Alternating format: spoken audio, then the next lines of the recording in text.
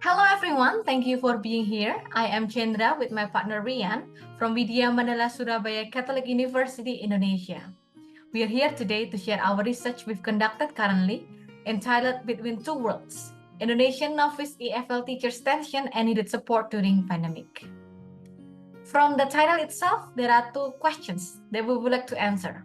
First, on the kinds of tensions experienced by novice teachers, and second, on the needed support. Our research is actually built on a simple premise that arises from our own experience as novice educators. That is, being novice teachers is already difficult, but being a novice teacher in the middle of the pandemic is definitely worse. Well, let's take a closer look at what the literature has to say about the topic.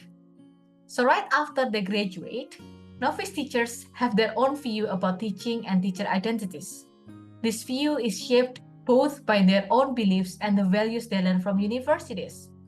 However, as they begin their teaching career, their prior view often collides with the harsh reality. As a result, when the novice teachers encounter conflicting views between their imagined teaching life and reality, tensions will emerge. Experiencing tensions is like standing at a crossroad. It is a critical juncture for them, and they would need to choose whether to go to the right or to the left. Previous literature has shown that novice teachers may experience tensions in at least these three aspects: pedagogy, technical decision, sense of belonging to the teaching profession, and culture relationship. And then guess what? Yes, pandemic comes. The already turbulent reality shock situation novice teachers have to face is made worse by the pandemic.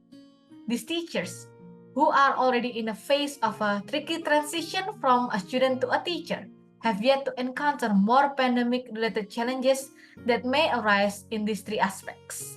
First, the technological-related challenges, when the teachers are required to convert to online spaces almost overnight, which in turn leads to teachers scrambling to do emergency remote teaching. Second, instructional pedagogical challenges, where the teachers have to find a way to explain the material and assess students' performance, while also building and maintaining excellent interactions and providing meaningful feedback using the available but somewhat limited technology to teach virtually. Third, challenges related to their well-being, such as stress, anxiety, and depression symptoms, which were seemingly caused by a high workload, uncertain guidelines, and limited resources.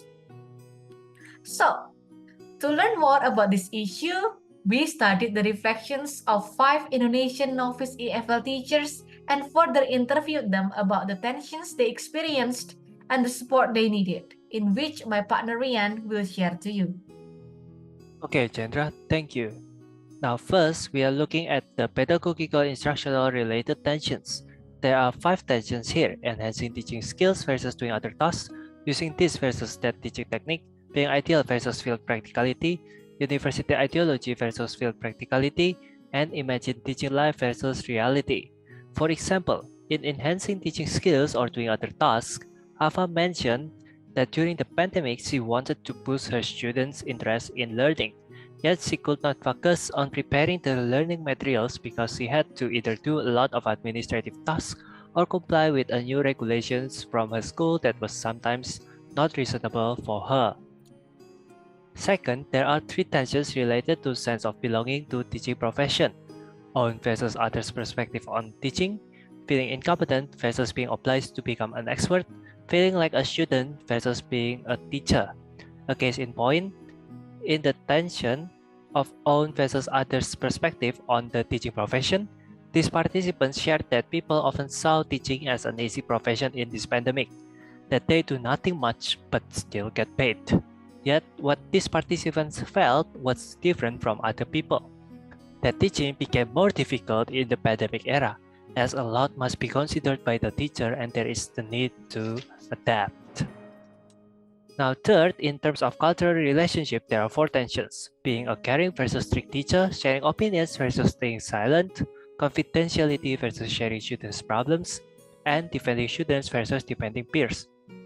In terms of being a caring versus strict teacher, Betty and Erin wanted to be caring teachers. When they tried, To be caring and understanding, however, during the pandemic time, the students became harder to control. So with all these tensions, this pre-service teacher reported that they long for support from various parties. From the government and policymakers, the participants wished for some technological assistance, ranging from the procurement of some teaching applications, training to financial aid, and they also wanted curriculum improvement. From the school and school leaders, they want their job tests to be reviewed, to get financial appreciation and sufficient facilities, to have a more established school rules, and to have a well-being program. The participants also demanded support from their teacher colleague, that they all work together and support each other. So what can we learn from all of these findings? Well, we learned that novice teachers face even more tensions caused by the pandemic. There are two reasons. The first one is the sudden transition to the online world.